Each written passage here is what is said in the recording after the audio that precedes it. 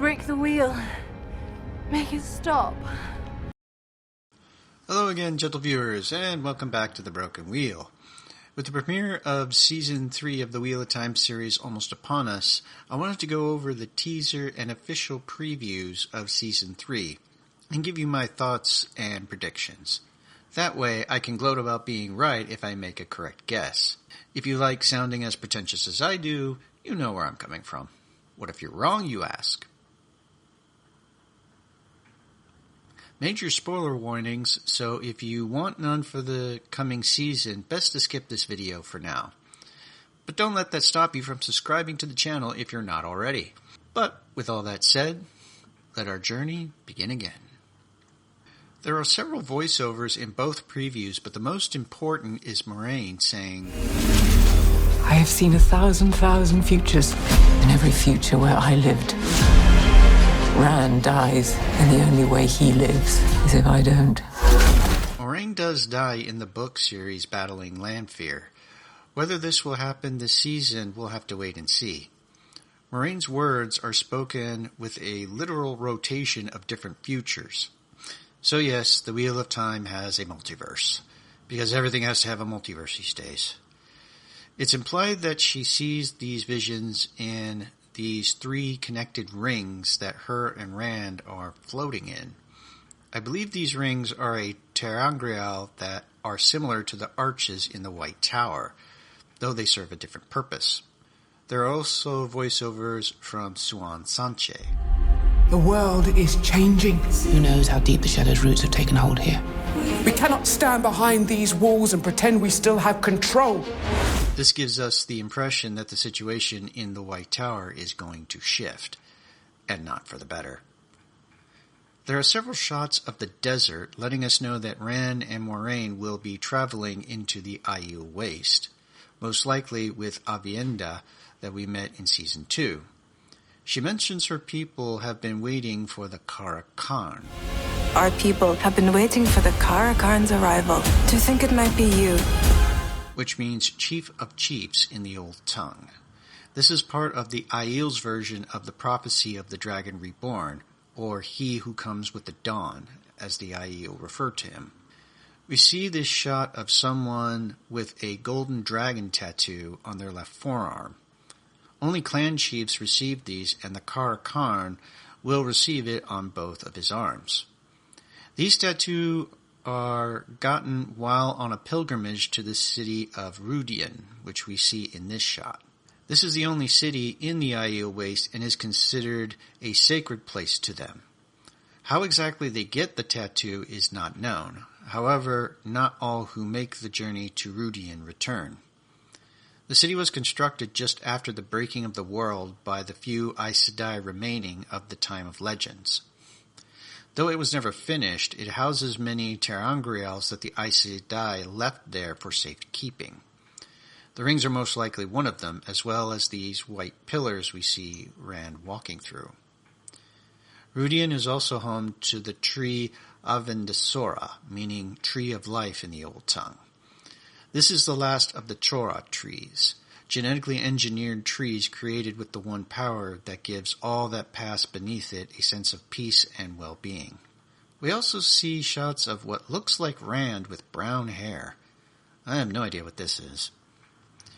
There is a shot of Egwene at the Arches, letting us know that she will be taking the test to become accepted. I think this shot of her in an Adam will be from the test. We see this man in a red coat in a river. I believe this is the false dragon Mazrim Taim that was mentioned a couple of times in Season 2. Without giving away too much, Taim does help Rand learn to better channel and stave off the madness, unlike Logain.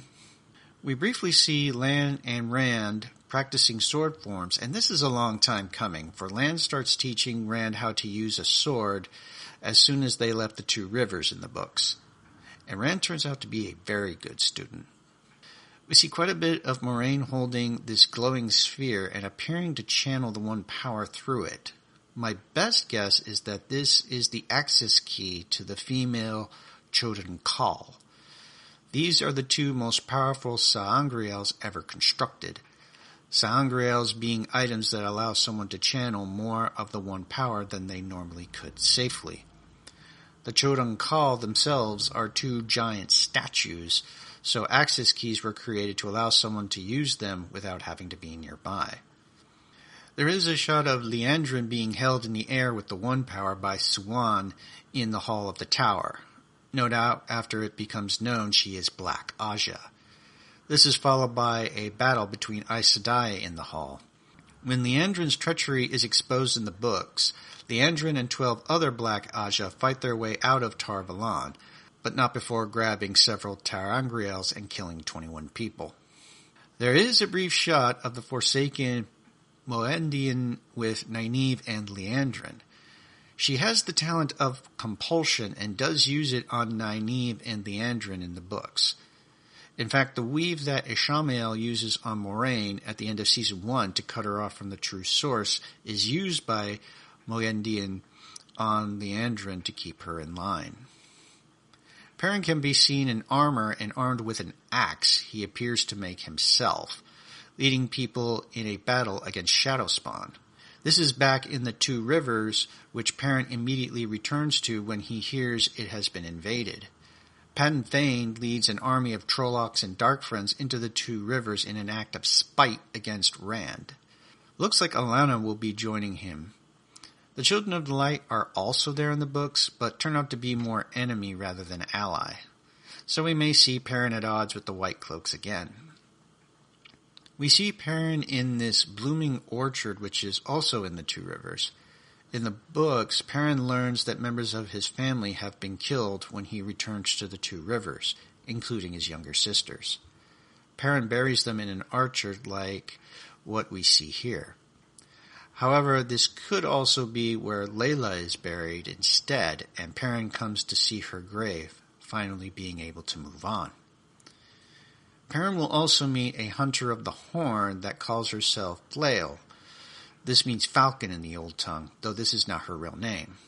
She is Perrin's love interest in the books, and I think we see her in this shot.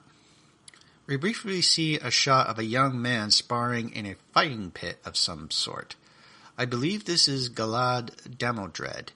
He is Elaine's half-brother and is well known for being an excellent swordsman in the books, as well as being very good-looking.